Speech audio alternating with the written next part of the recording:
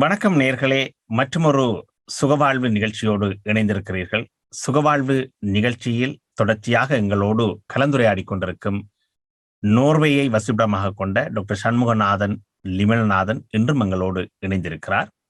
வணக்கம் டாக்டர். வணக்கம் குருபதன். வணக்கம் நேர்களே. தொடர்ச்சியாக இந்த புற்றுநோய் குறித்த நீண்ட ஒரு தொடர் பற்றி பார்த்து கொண்டிருக்கிறோம்.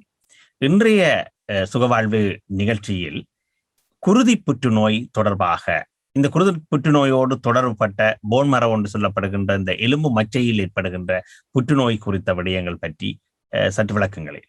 நாங்கள் இந்த தொடரிலே ஒரு முக்கியமான இடம் ஒன்றுக்கு வந்திருக்கின்றோம். அதாவது இரத்த புற்றுநோய் அல்லது குருதி புற்றுநோய் என்பது ஒரு மிகவும் பெரிய பிரச்சனையாக நாங்கள் சின்ன வயதுகளிலேயே படங்கள்ல எல்லாம் கேள்விப்பட்டிருப்போம். குருதி புற்றுநோய் போவதால் சத்தி எடுத்தால், ரத்த சத்தி எடுத்தால் அவர்களுக்கு கொண்டு போனால் பிளட் கேன்சர் என்பது எல்லாம் நாங்கள் சின்ன வயதில் படங்களிலே பார்த்த விடயங்கள். அந்த குருதி புற்றுநோய் என்றால் என்ன? அந்த குருதியில் எவ்வாறு புற்றுநோய் வரும், ஓடிக்கொண்டிருக்கிற விடயம் என்னென்று அங்கே புற்றுநோய் வரும், அந்த கேள்விகள் எல்லாம் இருக்கும். உண்மையாக குருதி புற்றுநோய் என்பது எங்களுடைய குருதி கலங்கள் உற்பத்தி செய்கின்ற பகுதி. அதாவது எங்களுடைய குருதி கலங்கள் 3 விதமாக இருக்கின்றது. அதாவது செங்குருதி சிறுதுணிக்கை, வெண்குருதி சிறுதுணிக்கை, குருதி சிறுதட்டுக்கள். இவை 3 கலங்களையும் சேர்ந்ததுதான் எங்களுடைய குருதி கலங்கள் என்று சொல்வது. இந்த 3 உற்பத்தி ஆகின்ற பகுதி எலும்பு மச்சை என்று சொல்வார்கள். எல்லா மிருகங்களுக்கும் இருக்கு, அதே போல எங்களுக்கும் இருக்கு, மனிதர்களுக்கும் இருக்கு. எலும்பின் உள்பகுதி, எலும்பை நாங்க சாப்பிடைக்க அல்லது வெட்டைக்க பார்த்தோம்னா உள்பகுதி ஒரு பிரவுன் கலராக இருக்கும். உள்பகுதி அது ஒரு வலைப்பின்னல் போன்ற கடினமான வலைப்பின்னலுக்குள்ள, அதுக்குள்ள உண்மை ரத்தம் தான் இருக்கும். நாங்கள் ஃப்ரெஷ்ஷாக வெட்டி பார்க்க ரத்தம் தான் இருக்கும். அதைத்தான் எலும்பு மச்சை என்று சொல்வார்கள். இந்த பகுதியிலே தான் இந்த கலங்கள் எல்லாம் உற்பத்தி செய்யப்படுகின்றன. அப்போ இந்த பிளட் கேன்சர் என்பது உண்மையில் இங்கேதான் ஆரம்பமாகின்றது. அப்ப இந்த பிளட் கேன்சர் 3 முக்கியமான பகுதிகளாக பிரிப்பார்கள். ஒன்றை சொல்வார்கள் லெய்கோமியான்னு சொல்லி, மற்றது லிம்போமா, மற்றது மியலோமா. 3 விதமாக சொல்லுவார்கள். இந்த இதுலயே அந்த லெய்கோமியா என்று சொல்வது, அதை எங்களுடைய உடம்பில் இருக்கின்ற எதிர்ப்பு சக்திக்கு பொறுப்பான இந்த வெண்குருதி சிறுதுணிக்கைகளில் அதனுடைய உற்பத்தியில் ஏற்படுகின்ற கேன்சர் தான் அந்த லெய்கோமியா என்று சொல்லுவார்கள். அப்ப அதுல என்ன நடக்குது என்று சொல்லி சொன்னால், இந்த எலும்பு மச்சையில் இவை உற்பத்தி செய்யப்படுகின்ற பொழுது கூடுதலாக உற்பத்தி செய்யப்படும்.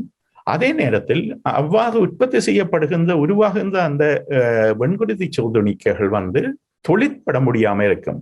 அதிகமாக உற்பத்தி செய்து அவை தங்களுடைய தொழிலை, அதாவது எதிர்ப்பு சக்தியை செய்ய இயலாம இருக்கும். அப்ப இவ்வாறு இருக்கின்ற பொழுது என்ன நடக்கும் என்று சொல்லி சொன்னால் எங்களுக்கு அடிக்கடி அதால் பாதிக்கப்பட்டதுக்கு அடிக்கடி இன்ஃபெக்ஷன் வேற பார்க்கும். ஏன்னா எதிர்ப்பு சக்தி குறைஞ்சிட்டு, ஏன்னா அவை தங்களுடைய தொழிலை செய்யாம இருக்கலாம். வெயிட் லாஸ் இருந்து கொண்டு இருக்கும், இரவெல்லாம் வேர்க்கும். அப்ப இவற்றை அடிப்படையாக வைத்துக் கொண்டுதான் இவற்றை கண்டுபிடிப்பதற்கான டெஸ்ட்கள் செய்ய தொடங்குவது.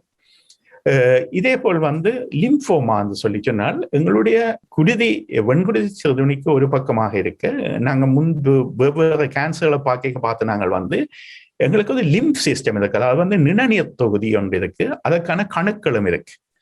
அந்த கணுக்களில் ஏற்படுகின்ற கேன்சர் டைப், புற்றுநோய் டைப் தான் லிம்போமா என்று சொல்லுவாங்க. அதுல 2-3 வகைகள் இருக்கின்றது. அந்த நான் என்று அவையெல்லாம் பின்பு வருகின்றது. அவை என்ன நடக்குது என்று சொல்லி சொன்னால், இந்த கணுக்கள், இந்த லிம்ப் நாட்ஸ்ல அந்த எதிர்ப்பு சக்திக்கு பொறுப்பாக இருக்கின்ற அந்த கலங்கள் அதீத வளர்ச்சி அடைந்து அவை தங்களுடைய தொழிற்பாட்டை செய்ய முடியாம இருக்கின்ற பொழுது அவை வீக்கமடையும். அப்போதுதான் பொதுவாக கண்டுபிடிப்பார், கமக்கட்டு அப்படி ஒரு கட்டி வளருது அல்லது கழுத்தில் கட்டி வளருது என்கின்ற பொழுதுதான் அவற்றை கண்டுபிடிப்பார்கள். இதே போல் மியோலோமா என்று சொல்வார்கள். மியோலோமா என்பது நான் முதல்ல குறிப்பிட்டது போல 3 விதமான குருதி சிறுதட்டு, வெண்குருதி சிறுதுணிக்கை, செங்குருதி சிறுதுணிக்கை, இவையெல்லாம் பிரிந்து வித்தியாசமாக வர முதல் இருக்கின்ற ஒரு ஸ்டேஜை தான் சொல்லுவினம் மியலோமாண்ட. அவை தாங்கள் பிரிவடைகின்ற பொழுது இதுல ஒன்றுமே டெவலப் பண்ணப்படாது. செங்குருதி சிறுதுணிக்கையும் போதிய அளவு ஃபங்க்ஷன் பண்ணக்கூடிய அளவு வராது. குருதி சிறுதட்டுகளில் ஃபங்க்ஷன் பண்ணக்கூடிய அளவுக்கு இருக்காது. அதே மாதிரி இந்த வெண்குருதி சிறுதுணிக்கையும் ஃபங்க்ஷன் பண்ணக்கூடிய ப்ரொடக்ஷன் இருக்காது. அப்ப அதை மியோலோமான்னு சொல்லுவார்கள். ஆகவே இந்த 3ஐயும் உள்ளடக்கி இவற்றுக்கு கீழே கணக்க பிரிவுகள் இருக்கு. அதெல்லாம் பொதுவாக எங்களுக்கு தெரிய தேவையில்லை. அது ஏன் அவ்வாறு பிரிவுகள் இருக்கின்ற அவற்றை அடிப்படையாக வைத்துத்தான் இதுக்கு என்ன ட்ரீட்மெண்ட் என்பதை டிசைட் பண்ணுவது. ஆகவே இவ்வாறான புற்றுநோய்கள் ஏற்படுகின்ற பொழுது முதலாவது வைத்தியரை நாடுகின்ற பொழுது ஒன்றில் கட்டி வளருது என்று சொல்லி போவோம். கழுத்தில் இது கட்டி வளருது அல்லது கமுக்கட்டில் இருக்கு அல்லது எங்களுடைய இடையிலே இருக்கின்றது எங்கேயோ இடத்துல கண்டுபிடிக்கின்ற பொழுது அவர்கள் அதிலிருந்து டெஸ்ட் எடுத்து பார்ப்பார்கள். இல்லை மற்றது அது தவிரவும் பிளட் டெஸ்ட் எடுப்பார்கள்.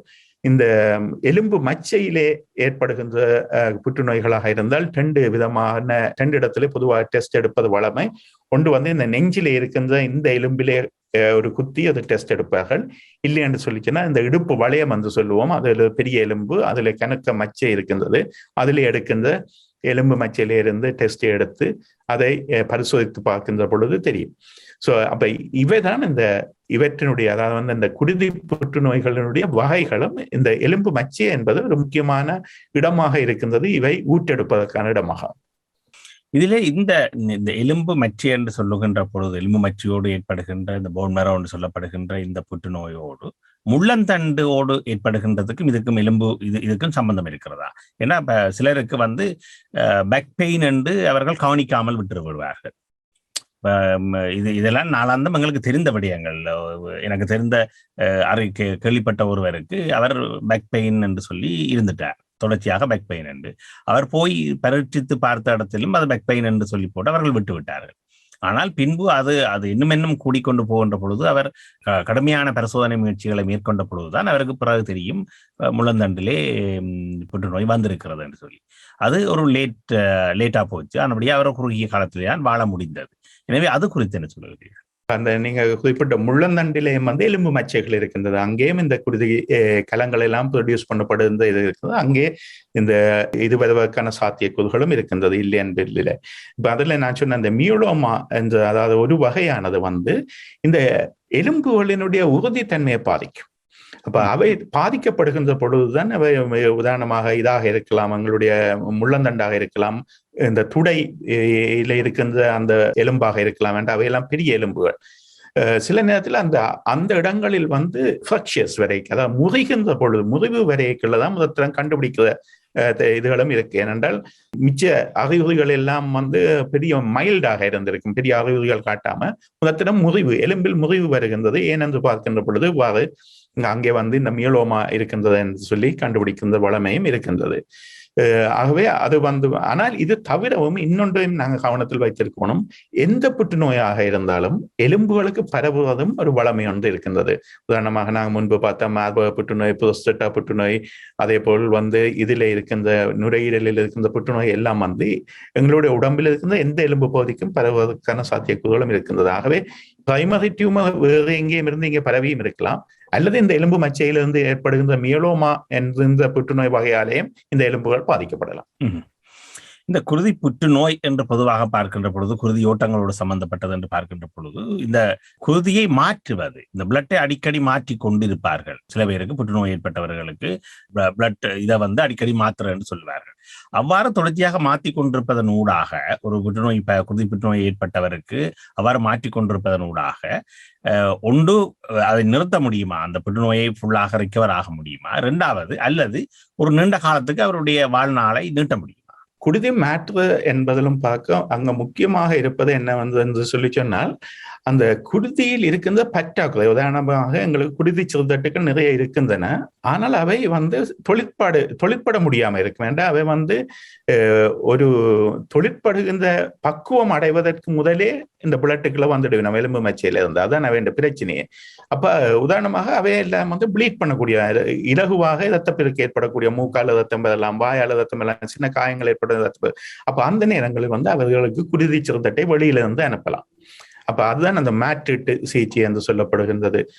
இதுபோல் செங்குருதி சிறுநீர்கள் தங்களுடைய தொழிலை செய்ய முடியாமல் அவதிப்படுகின்ற பொழுது அவற்றை கொடுக்கலாம். இவ்வாறான ஒரு வகை இருக்கின்றது. இது ஒரு குறுகிய காலத்துக்கு அல்லது சில காலங்களுக்கு இவ்வாறு நடைமுறையில் இருக்கலாம். அதே போல் அவற்றை தூண்டுவதற்கான மருந்துகளை கொடுக்கலாம். அது ஒரு வழி ஒன்றும் இருக்கின்றது.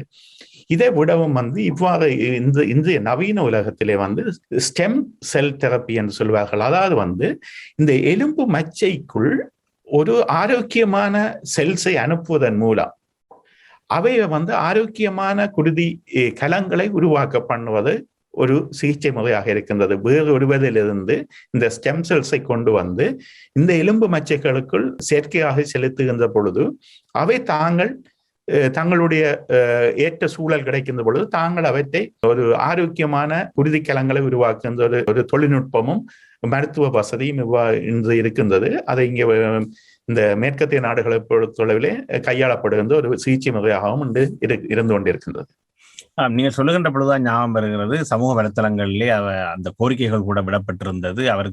அவருக்கு பொருத்தமான அந்த செல்ஸ் என்று சொல்லப்படுகின்ற அல்லது இரத்த இதோடு தொடர்புபட்ட விடயத்தை வழங்குவதற்கு பலரிடம் கோரிக்கை விடப்பட்டது. ஆனால் பின்பு அவருடைய உறவினரிடம் இருந்தே அது பெறப்பட்டு அவர் மரண தருவாயில் இருந்து அவர் மீட்கப்பட்டார் என்ற ஒரு விடயத்தை பார்த்தோம். எனவே இது அந்த மாற்றுகின்ற பொழுது செல்ஸை எடுக்கின்ற பொழுது அவற்றோடு பொருந்துகின்றவர்களிடம் தான் அதை பெறலாமா, அல்லது எந்த செல்ஸையும் அதை போன்மரோ இந்த பிரச்சனையை ஏற்படுகிறவர்களுக்கு, புற்றுநோய் ஏற்படுகிறவர்களுக்கு வேறு எதனையாவது கொடுத்து அந்த செல்ஸை கொடுத்து அவற்றை ரிகவர் பண்ண முடியுமா? இதுல நாங்கள் இப்ப என்ன மாதிரி குருதி மாற்றீடு செய்கின்றோமோ அல்லது வேறு உறுப்புகளை எவ்வாறு மாற்றீடு செய்கின்றோமோ அதே போல் இங்கே பொருத்தம் முக்கியமானது. இல்லைன்னு சொல்லி ரிஜெக்ஷன் நடக்கும். அதாவது எங்களுடைய எதிர்ப்பு சக்தி இன்னொன்றை ஏற்றுக்கொள்ளாத ரியாக்ஷன் நடக்கும். ஆகவே முதலில் பொருத்தமாக இருக்கான்னு பார்க்க வேண்டும். இப்போ கிட்னி டிரான்ஸ்பிளான்டேஷனாக இருந்தாலும் லிவர் டிரான்ஸ்பிளான்டேஷன் எதுக்கு முதல் பொருந்ததான்னு பார்க்கணும். அதற்கு பிறகுதான் மாற்றீடு சாத்தியம். இந்த குருதி புற்றுநோய் அல்லது எலும்பு மச்சையில் ஏற்படுகின்ற புற்றுநோய்கள் என்றெல்லாம் பார்த்து கொண்டிருக்கிறோம். சிலருக்கு அவருடைய உடல் பகுதிகளில் இருந்தே, அதாவது துடையில் இருந்தோ அல்லது வேறு பகுதியில் இருந்தோ, என்னன்னு சொல்றது, தோலை வெட்டியோ அல்லது அவருடைய பாகங்களை வெட்டி அவற்றை பொருத்துவதனூடாக வைத்து சர்ஜரி, அதாவது சத்திர சிகிச்சை செய்வதனூடாக அவற்றிலிருந்து மீட்க முடியும் என்று நான் கேள்விப்பட்டிருக்கிறேன். அதை பற்றி தெளிவுபடுத்துங்களேன். நாங்க முன்பு சொன்னது போலதான உதாரணமாக அதாவது இப்ப குருதி புற்றுநோயாக இருந்தோம்னு சொல்லி அந்த ஸ்டெம் செல் ஒரு ஆளுடைய ஓன் அதாவது எலும்பு மச்சையிலேயே வேறு இடத்திலே எலும்பு மச்சையில் ஆரோக்கியமான செல்ஸ் இருந்தது என்றால் அந்த ப்ரொடியூஸ் பண்ண செல்ஸ் ஒரு கட்டுப்படுத்தப்பட்ட இடத்துல மட்டும்தான் நோய்வாய்ப்பட்டு இருக்கு. மற்ற இடங்கள்ல ஆரோக்கியமாக இருந்தால் அந்த இடத்துல இருந்து இந்த இடத்துக்கு கொண்டு அவற்றை டிரான்ஸ்பிளான்டேஷன் செய்யறது மூலமாக ஒன்று கட்டுப்படுத்த முடியும். அதே போல நீங்க கேட்டது போல வெவ்வேறு ஒரு ஆளினுடைய உதாரணத்துக்கு தோலில் புற்றுநோய் வருதுன்னு சொல்லிச்சுன்னா ஒரு பகுதியை அகற்றி விட்டு இன்னொரு பகுதியில் இருக்கின்ற தோலை, ஏண்டா அதுகள் எல்லாம் கிட்டத்தட்ட காஸ்மெட்டிக் என்று சொல்வார்கள். அதாவது வெளி தோற்றத்தில் மாற்றம் தெரியாமல் அது பிளாஸ்டிக் சர்ஜரி மூலம் இன்னொரு இடத்தில் இருக்கின்ற தோலை கொண்டு அந்த இடத்தில் பொருத்துதல். அதே போல் நாங்கள் முன்பு மார்பக புற்றுநோய் பற்றி பார்க்கின்ற பொழுது ஒரு மார்பகம் புற்றாக அகற்றப்பட்டால் வேறு இடத்திலே இருக்கின்ற தோள்கள் தசைகளை கொண்டு கிட்டத்தட்ட வேறுபாடு இல்லாமல் 2 மார்பகங்களும் ஒரே மாதிரி இருக்கக்கூடிய மார்பகங்களை ரீகன்ஸ்ட்ரக்ஷன் பிளாஸ்டிக் சர்ஜரி மூலம் செய்கின்ற தொழில்நுட்பம் எல்லாம் மிகவும் அருமையாக இப்பொழுது வளர்ந்திருக்கின்றன. இதேவேளை இந்த புற்றுநோய்களோடு தொடர்பட்ட இன்னும் ஒரு பிரதானமான அண்மை காலங்களிலே ஐரோப்பாவிலே நிறைய நாங்கள் அறிந்த புலம்பெயர்ந்த தமிழர்கள் உடைய மரணத்துக்கு காரணமாக இருந்த ஒரு விடயம் இந்த பிரைன் டியூமர் என்று சொல்லப்படுகின்ற மூளையோடு சம்பந்தப்பட்ட அல்லது தலைப்பகுதியோடு சம்பந்தப்பட்ட புற்றுநோய். இது பலரும் அவ்வாறு போறதுக்கு காரணம் என்னவென்று சொன்னால், அதனை மீட்க முடியாமல் போறதுக்கு காரணம் என்னென்றால், ஆரம்பத்திலே இவர் தலையிடி என்று சொல்லி போட்டிருந்து விடுவார்கள். தொடர்ச்சியாக தலையடிக்கிறது என்று சொன்னால் பேனடோலை போட்டுக்கொண்டோ பாராசிட்டமோலை போட்டுக்கொண்டோ அவர்கள் தங்களுடைய அந்த தலையடியை உடன் நிவாரணியாக பெற்றுக்கொள்வார்கள். ஆனால் ஒரு கட்டத்தில் அது உச்சமடைந்து அவர்கள் மயங்கி விழுகின்ற நேரத்திலேயோ அல்லது அவர்கள் பாதிக்கப்படுகின்ற நேரத்தில் தான் பிறகு வைத்தியசாலைக்கு செல்லுகின்ற பொழுது அது கண்டுபிடிக்கப்படுகின்றது. எனவே இது நிறைய மரணங்களை அண்மை காலங்களிலே புலம்பெயர் நாடுகளிலே ஏற்படுத்தி கொண்டிருக்கின்றன. எனவே இது குறித்து என்ன சொல்லுங்க? இந்த பிளைண்ட் டியூமர் என்பதும் ஒரு முக்கியமான பெரிய பிரச்சனையான, நீங்க சொன்னது போல் சிறிய பிரச்சனையான விடயம். அதாவது 2 விதமாக இருக்குது. அதாவது பிரைமரி டியூமர் பிளைண்ட், அதாவது மூளையிலேயே ஒரு கட்டி வளருது, அது முதலாவது. 2வது வகையாக இருக்கின்றது வெவ்வேறு பகுதிகளில் இருந்த புற்றுநோய், இப்பவும் இருக்கலாம் அல்லது கனகாலத்துக்கு முதலும் இருக்கலாம். இருந்த உதாரணம் மார்பக புற்றுநோய், நுரையீரல் புற்றுநோய், சாய்பாட்டு தொகுதியில் இருந்த புற்றுநோய். இங்கே இருந்த புற்றுநோய்கள் இந்த கலங்கள் 1-2, நான் முன்பு குறிப்பிட்டிருக்கேன், 1-2 கலங்கள் தப்பி இருந்தாலே அது பரவும். அப்ப அவ்வாறான களம் ஒன்று மூளைக்கு பரவி இருந்தால் கனகாலத்துக்கு முதல்ல ஒரு புற்றுநோய் வந்திருக்கலாம், 5 வருஷம் 10 வருஷம் கூட போயிருக்கலாம். ஆனால் ஒரு களம் சுவை பண்ணி இருந்திருந்தால் அந்த களம் மூளைக்கு பரவி இருந்தால் இங்கே, ஆனா பிரைமரி டியூமர் வேற எங்கே தான் இருந்திருக்கும். ஆனா இந்த களம் அங்க போய் வளர தொடங்கும், அங்கு கட்டியாக வளரும். இது சொல்லுவாங்க மெட்டஸ்டாஸ்டிக் என்று, அதாவது ஒரு இடத்துல இருந்து இன்னொரு இடத்துக்கு பரவுகிறது. ஆனா பிரைமரி டியூமர் மூளையிலேயே கட்டி வளர்ப்பதற்கான சாத்தியக்கூறுகளும் இருக்கின்றது. ஆகவே மூளையில இருக்கின்ற பெரிய பிரச்சனை, எங்களுடைய தலையில இருக்கிற பெரிய பிரச்சனை என்னென்றால், எங்களுடைய தலை மண்டை ஓட்டினால் பாதுகாக்கப்படுகின்ற ஒரு அவயவம் தான் இந்த மூளை. இங்கே ஏதாவது அடிஷனலாக வளர்ந்தது என்றால் அல்ல அடிஷனலாக வந்தது என்றால் அங்க இடம் இல்லை. அதுதான் அங்க உள்ள பெரிய பிரச்சனை. அது வளர்க்கறதுக்கு அங்க இடம் இல்லை. ஏன்னா அந்த அவ்வளவு இறுக்கமானது கட்டுக்கோப்பான இடத்துல மூளை பாதுகாக்கப்படுகின்றது. ஏனென்றால் அது காயப்படக்கூடாது என்பதற்காக. ஆகவே இங்கே ஏற்படுகின்ற எல்லாம் பெரிய பிரச்சனையை கொடுக்கிறது அங்கே இருக்கிற ப்ரெஷர். அதாவது இது வளர தொடங்க ப்ரெஷர் கூடும். ப்ரெஷர் கூடைக்குதான் நீங்க முதலாக சொன்ன முக்கியமான ஒரு அறிகுறியாக தலையிடி தொடங்கும். அதுக்கு அடுத்ததாக சக்தி இருக்கும். இடம் இது கூடிக்கொண்டு போய் சக்தி வர மாதிரி இருக்கும். அதே நேரத்தில் மூளையின் எந்த பகுதியில் இது பாதிக்கப்படுகின்றதோ அந்த பகுதியில் இருக்கிற ஃபங்க்ஷன் வீக்கா போகும். உதாரணத்துக்கு கண் பார்வை நரம்புகள் இருக்கின்ற பகுதி என்ற கண் பார்க்கறது கஷ்டமா இருக்கும், பார்க்க ரெண்டா தெரியும், அவ்வாறான விடயங்கள் இருக்கும். பேச்சோட சம்பந்தமான இடம் என்றால் பேசுவது தெளிவில்லாம இருக்கும், கொன்னை அடிக்க தொடங்கும், அவ்வாறான இருக்கும். அல்லது எங்களுடைய கைகால் அசைவுகளோடு என்றால் கைகால் முந்தைய கோப்பையை பிடிக்கலாம இருக்கும் என்றால் அந்த பகுதியை அந்த டியூமர் அமர்த்தி கொண்டிருக்கும். அல்லது எங்களுடைய பேலன்ஸோட சமநிலையோட பேலன்ஸ் பிரச்சனை இருக்கும். அந்த பகுதி, அதாவது மூளையின் எந்த பகுதியை கட்டுப்படுத்துவதோ அந்த பகுதி முதலில் அறிகுறிகளை காட்ட தொடங்கும். இது அதாவது பிரைமரி டியூமர் மூளையில இருக்க 2 பிரச்சனை இருக்கு. ஒன்று மூளைக்கு உள்ள வளர்ப்பது, இன்னொன்று இருக்கு மூளைக்கு வெளியில வளர்ப்பது. அதாவது மூளையை சுத்தி இருக்கின்ற ஒரு பை போன்ற அமைப்புகள் இருக்கு, 3 லேயர்ஸ் இருக்கு அதுல. அப்ப அதுலயும் டியூமர் வளரலாம். ஆனால் அவை மூளைக்கு உள்ள, அதாவது மூளை அவயவத்தை பாதிக்காது, ஆனா அதை அமர்த்தும். வெளிப்பக்கமாக கட்டியாக வளர்ந்து கொண்டு போய் அமர்த்தி கொண்டிருக்கும். அமர்த்திக்கு என்ன நடக்கும் சொல்லி சொன்னால் அந்த அமர்த்துப்பட்ட இடம் தன்னுடைய பங்கனை இழக்க தொடங்கும். அப்ப இவ்வாறான வெவ்வேறு வகையான முறையில் இது எங்களுக்கு சிம்டம்ஸை தரும். ஆனா இதுல முக்கியமானது எங்களுக்கு உடம்பில் அசாதாரணமாக அசௌகரியமாக ஏதாவது மாற்றம் நடந்தால் நாங்கள் தட்டி கழிக்காமல் வைத்தியரிடம் உடனடியாக போவது சரியான முக்கியமான ஒன்று. இந்த மூளையில ஏற்படுகின்ற, நீங்க சொன்ன தனியாக ஏற்படுகின்ற கட்டி வளர்தல் என்ற ஒரு விடயம் இருக்கிறது, அல்லது வேற இடங்கள்ல பரவற புற்றுநோய் மூளைக்கு செல்றது என்ற ஒரு பிரச்சனையும் இருக்கிறது. இந்த மூளையோடு ஏற்படுகின்ற இந்த பிரைன் டியூமருக்கும் முள்ளந்தண்டோடு ஏற்படுகின்ற அல்லது பிரதான எலும்புகளில் ஏற்படுகின்ற புற்றுநோய்க்கும் இடையில் நெருங்கிய உறவு இருக்கிறதா? ஏன்னா இந்த இப்படியான விடயங்களோடு சம்பந்தப்பட்டவர்களை நான் அறிந்திருக்கிறேன். இந்த நியூரியாலஜி டிபார்ட்மெண்ட் வைத்தியசாலையில அதுக்கெல்லாம் கொண்டு போய் அட்மிட் பண்ணுவார்கள். எனவே இந்த முள்ளந்தண்டு முதுகெலும்பு என்று சொல்லுகின்ற இந்த இவற்றோடு இந்த பிரைன் டியூமர் என்று சொல்லப்படுகின்ற இந்த மூளையில் ஏற்படுகின்ற கட்டி வளர்தல் புற்றுநோய்கள் எவ்வாறு ஒன்றோடு ஒன்று இணைந்திருக்கின்றன? எங்களுடைய நரம்பு தொகுதியினுடைய பிரதான பாகம் மூளையும் இந்த முள்ளந்தண்டு கூடாக செல்லுகின்ற முன்னானு சொல்லுவார்கள். முன்னானும் முக்கியமான பகுதிகள், நரம்பு தொகுதியினுடைய முக்கியமான பகுதிகள். இதை சொல்லுவாங்க சென்ட்ரல் நர்வ் சிஸ்டம். அதான் இப்ப எங்களோட பயாலஜிக்கல் அல்லது மெடிக்கல் டேர்ம்ஸ்ல சொன்னா central nerve system. Central nerve system brain and spinal cord, அதுக்குள்ளால வெப்ப முன்னான் 2 விடயத்தையும் உள்ளடக்கினதா. ஆகவே இந்த எங்களுடைய மைய பகுதிகளில், இந்த நரம்பு தொகுதியின் மைய பகுதிகளில் பாதிப்பு ஏற்படுகின்ற பொழுது மூளையில் ஏற்படுகின்ற பாதிப்பு நிச்சயமாக இந்த முள்ளந்தண்டு முன்னானையும் பாதிக்கும். என்றால் எங்களுடைய மூளையிலிருந்து போகின்ற கட்டுப்படுத்தப்படுகின்ற ஒரு வகையான தொழிற்பாடுகள் இருக்கின்றன. அதே போல் முன்னானில் உதாரணமாக எங்களுக்கு நெஞ்சில் இருக்கின்ற தசைகள், காலில் இருக்கின்ற தசைகள், கைகளில் இருக்கின்ற தசைகள் எல்லாம் முன்னாளிலிருந்து வருகின்ற நரம்புகளினால் தான் கட்டுப்படுத்தப்படுது. எங்களுக்கு தெரியும் இப்ப நாரி பிடிப்புன்னு போனா சர்ஜரி செய்ய மாட்டேன் சொல்லி நம்ம இதை நாங்க வெட்டினோம்னா சில நேரம் டாய்லெட்டு போகாது, யூரின் பாஸ் பண்ணலாம இருக்கும். அந்த என்னன்னு சொல்லி சொன்னால் அங்கு அதற்கு போகின்ற நரம்புகள் எல்லாம் அங்கே இருந்து தான் வரும், அந்த எங்களுடைய இடுப்பில இருந்து, அதை முள்ளந்தண்டில இருந்து. ஆகவே எங்களுடைய முழு நரம்பு தொகுதியை கட்டுப்படுத்துவது இந்த சென்ட்ரல் நர்வ் சிஸ்டம். ஆகவே மூளையில் ஏற்படுகின்ற எந்த பாதிப்பும் நிச்சயமாக முன்னாணையும் பாதிக்கும்.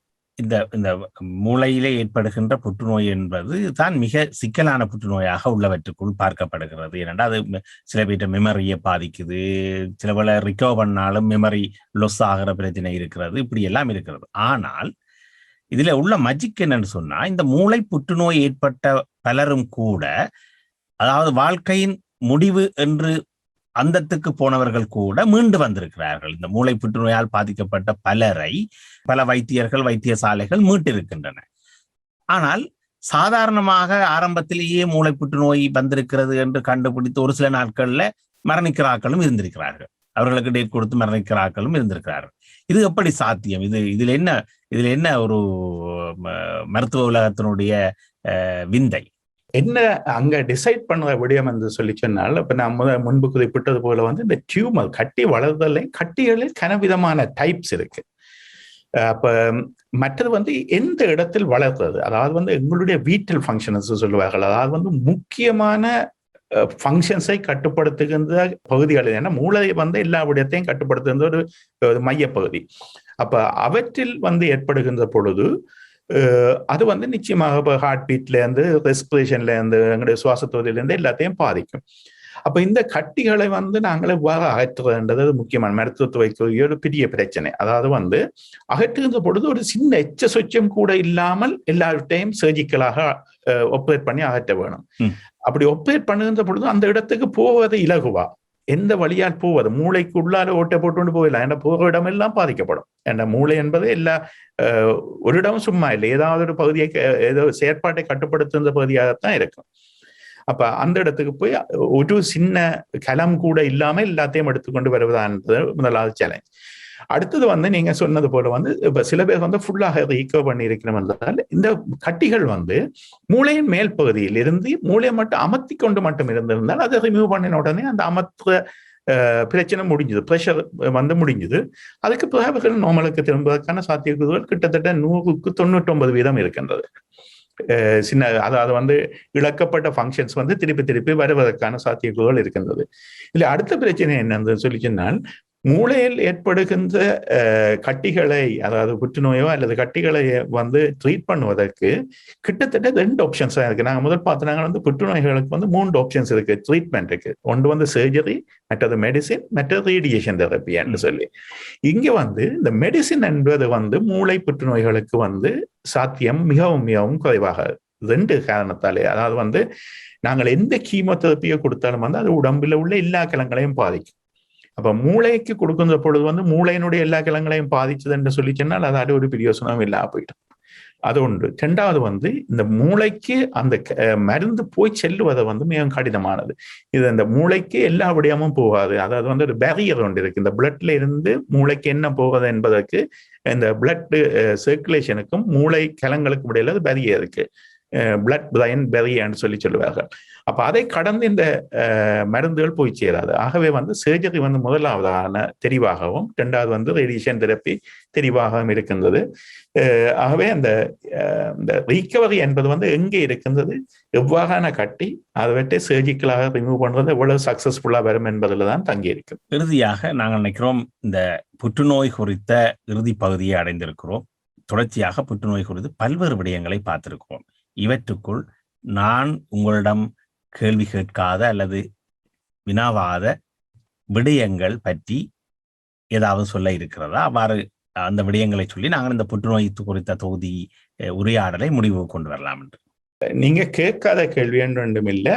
ஆனால் நான் இதுல சொல்ல கூடிய விடயங்கள் என்னென்று சொல்லி சொன்னால், இயற்கைக்கு புறம்பான வாழ்வு முறையை நாங்கள் தெரிந்தெடுக்காம இருத்தல் என்பது எங்களுடைய சுக வாழ்வுக்கு, அது என்ன வருத்தமாக இருந்தாலும் சுக வாழ்வுக்கு முக்கியமானது. அதாவது சாப்பாட்டு முறைகள்ல இருந்து, எங்களுடைய பழக்க வழக்கங்கள்ல இருந்து இயற்கைக்கு ஒவ்வாத எதையும் நாங்கள் தெரிந்தெடுக்காமல் இருப்பது. அதாவது இவ்வளவுக்கு சுகமான வாழ்முறையை நாங்கள் வாழுகிறோமோ அதுதான் எங்களுடைய இதுக்கான பெறுபேறாக இருக்கும், சுக வாழ்வுக்கான பெறுபேறாக இருக்கும்.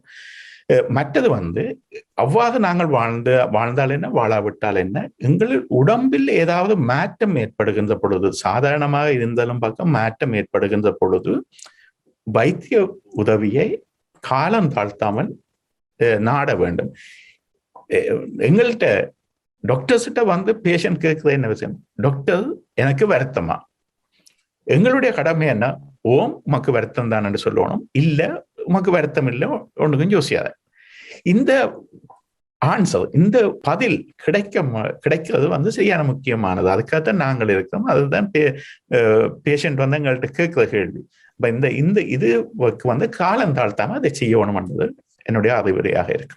நீண்டதொரு புற்றுநோய் குறித்த உரையாடல் இன்று நிறைவுக்கு வருகிறது நேயர்களே. இன்றும் டாக்டர் சண்முகநாதன் லிமல்நாதன் எங்களோடு இணைந்திருந்து புற்றுநோய் குறித்த பல்வேறு விடயங்களை எங்களோடு பகிர்ந்து கொண்டிருந்தார். அதற்காக மீண்டும் அவருக்கு ஆதவன் ஊடக வலையமைப்பின் சார்பில் நன்றிகளையும் வாழ்த்துக்களையும் தெரிவித்துக் கொள்கிறோம். டாக்டர் நன்றி குருபதன். நன்றி நேயர்களே. இதுவரை நேரமும் சுகவாழ்வு நிகழ்ச்சியோடு இணைந்திருந்தீர்கள் நேயர்களே. மற்றொரு சுகவாழ்வு நிகழ்ச்சியில் உங்களை சந்திக்கும் வரை உங்களிடமிருந்து விடைபெறும் நான் நடராஜா குருபரன். இணைந்திருங்கள் ஆதவன் தொலைக்காட்சியின் ஏனைய நிகழ்ச்சிகளோடு. நன்றி, வணக்கம்.